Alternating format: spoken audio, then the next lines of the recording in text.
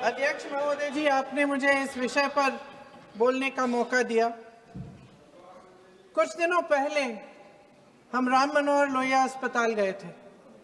Police lathi charge में घायल दिल्ली की उस छात्र की स्थिति जानने के लिए जो आईसीयू में अपनी जिंदगी की सबसे बड़ी लड़ाई लड़ रही है।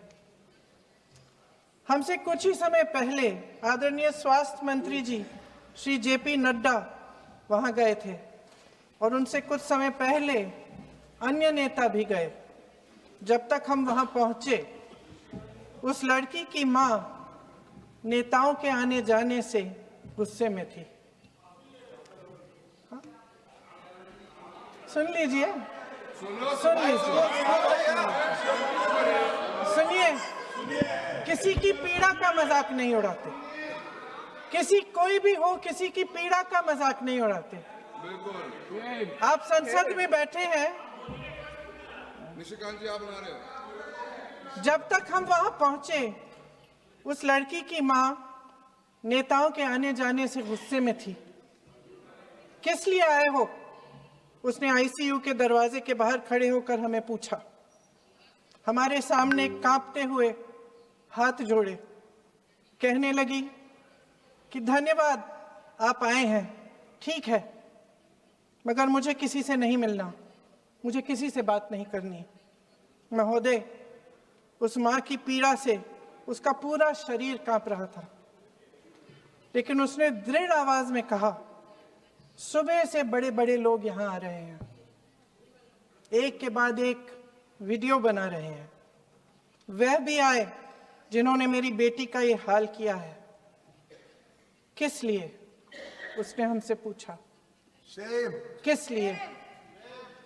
मेरी बेटी की बलि तो चढ़ गई है, लेकिन उसे कुछ भी हो जाए तो मैं उसके लिए अपने आप लड़ूंगी। मुझे किसी की मदद नहीं चाहिए, मैं अकेले लड़ लूंगी। महोदय, शायद मुझे यहाँ खड़े होकर सबके सामने ये बात नहीं कहनी चाहिए, मगर उस माँ की गुहार ने मुझे शर्मिंदा किया। उसके दिल के टूटने की वो आवाज जो अस्पताल की दीवारों से में गूंज रही थी, मेरे मन में अभी भी गूंज रही है। इसलिए उस माँ की इजाजत लिए बिना मैं आपके द्वारा आदरणीय प्रधानमंत्री महोदय जी और आदरणीय गृह मंत्री महोदय जी से पूछना चाहती हूँ कि क्या जरूरत थी एक मासूम बच्ची पर इस तरह दमन करने की? क्या जरूरत थी उन छात्रों पर आंसू गैस चलवाने की, उन पर लाठियां बरसाने की, उन पर वाटर कैनन्स चलवाने की? क्या जरूरत थी उन नौजवान लड़कियों को जलील करते हुए उनके कपड़े फाड़ने की, उनको बेरहमी से गंदी तरह पिटवाने की?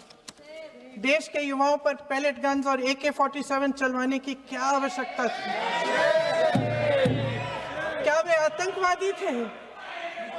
क्या आतंकवादी हैं? टेररिस्ट हैं? हाँ, कांग्रेस बोल रही है। हाँ, कांग्रेस बोल रही है। जवाब दीजिए, जवाब दीजिए। कांग्रेस बोल रही है, जवाब मांग रही है, जवाब दीजिए।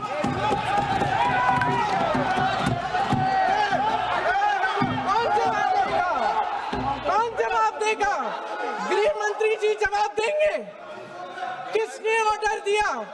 किसने ऑर्डर दिया पैलेट गन्स चलाने के लिए? किसने ऑर्डर दिया? आपके माध्यम से मैं पूछती हूँ अध्यक्ष महोदय, किसने ऑर्डर दिया?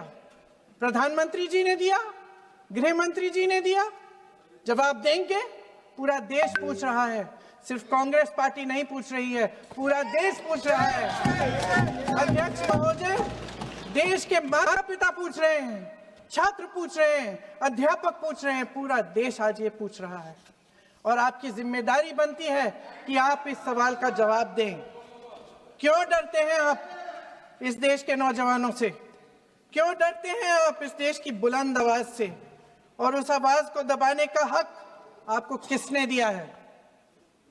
महोदय, ये सदन यहाँ बैठे हुए सांसदों की जागीर नहीं है, ये इस देश की अमानत है। यहाँ बैठे हम सब इस देश की जनता, इस देश के युवाओं, बुजुर्गों, गरीबों, अमीरों और सब धर्मों, सब वर्गों के देशवासियों के सेवक हैं।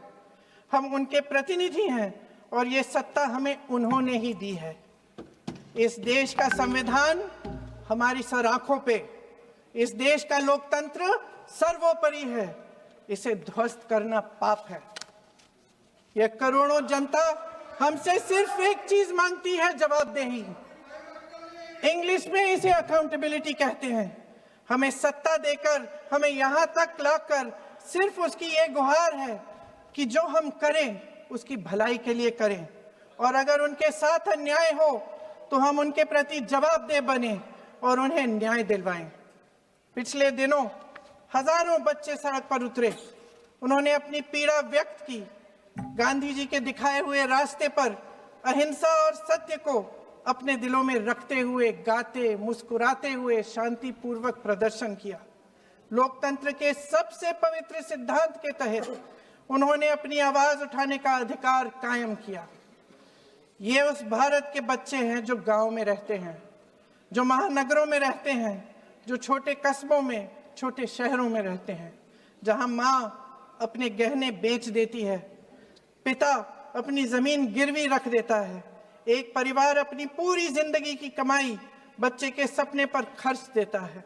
और अब उन्हीं बच्चों को लगने लगा है कि आज इस देश में मेहनत से ज्यादा बेईमानी मायने रखती है, मेरिट से ज्यादा पैसा मायने रखता है। तब सिर्फ एक छात्र नहीं हारता, उम्मीद हारती है। इन परेशान बच्चों ने अपनी उम्मीदें आपसे साझा की। उनकी मांगे क्या थी? कि पेपर लीक करके उनके साथ जो बार बार अन्याय किया जा रहा है उस पर कार्रवाई की जाए, कि जो सिस्टम उनके भविष्य को कुचल रहा है उसे सुधारा जाए, कि जो माफिया उन्हें घेरे हुए है उसे हटाया जाए, कि जिस मंत्री के कार्यकाल में यह सब हुआ वह इस्तीफा दे, कि उन पर बर्बरता करने वालों पर कार्रवाई की जाए और उसके लिए माफी मांगी जाए। बस यही उनकी मांग थी ना, कि जो शिक्षा और स्वतंत्र अभिव्यक्ति का अधिकार उन्हें संविधान ने दिया है उसे कायम रखा जाए। महोदय, हमारे एजुकेशन सिस्टम में कुछ समय से बहुत खामियां भर चुकी हैं। बच्चों पे जो प्रेशर डाला जाता है उसकी वजह से सैकड़ों बच्चों ने आत्महत्या कर डाली है। उससे भी ज्यादा बच्चे डिप्रेशन में डूब रहे हैं। परिवारों पर बच्चों को पढ़ाने लिखाने के लिए घूस, capitation fees, tuition fees, coaching fees आदि के घिनौने दबाव हैं। लोन लेने पड़ते हैं, सामान बेचना पड़ता है और उसके बावजूद कोई गारंटी नहीं कि उनके बच्चों के भविष्य मजबूत बन पाएंगे, क्योंकि बेरोजगारी चरम पे है। इस सरकार ने रोजगार पैदा करने वाले सभी सेक्टर्स को लगातार कमजोर किया। एग्जामिनेशन सिस्टम खुद फेल हो गया है। पिछले दशक में 152 पेपर लीक हुए, 750 करोड़ छात्र प्रभावित हुए, मगर एक भी दोषी, एक भी माफिया को सजा नहीं।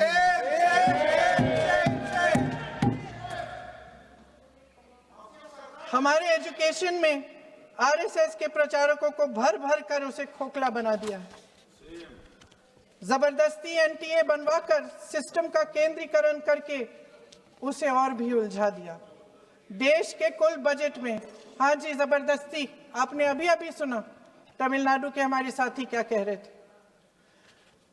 देश के कुल बजट में एजुकेशन बजट की हिस्सेदारी हर साल बढ़ाने की बजाय घटती जा रही है।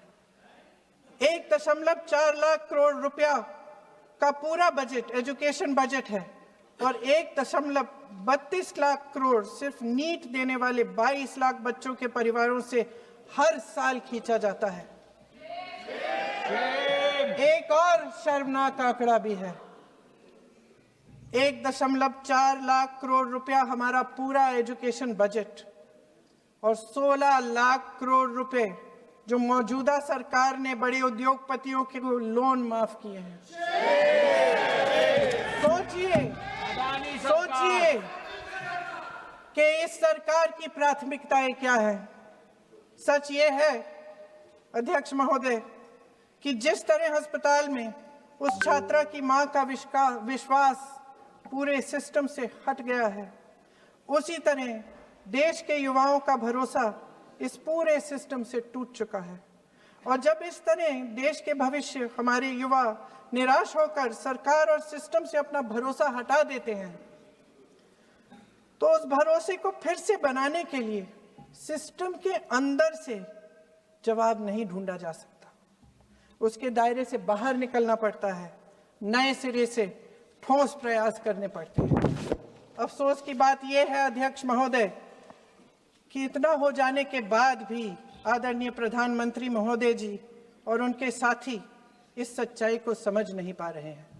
वे अभी भी ये सोच रहे हैं कि पीआर, नैरेटिव चेंज और पालतू मीडिया के सहारे एक बार फिर उनकी नैया पार हो जाएगी। परसों शिक्षा मंत्री जी ने शर्मनाक परिस्थितियों में अपना इस्तीफा दिया और कल यहीं मकर द्वार पर मेरे सत्ता पक्ष के सांसदों ने जिंदाबाद के नारे चिल्लाते हुए उनका संसद में ऐसे स्वागत किया जैसे मानो कोई सुपरस्टार पहुंच गए हैं।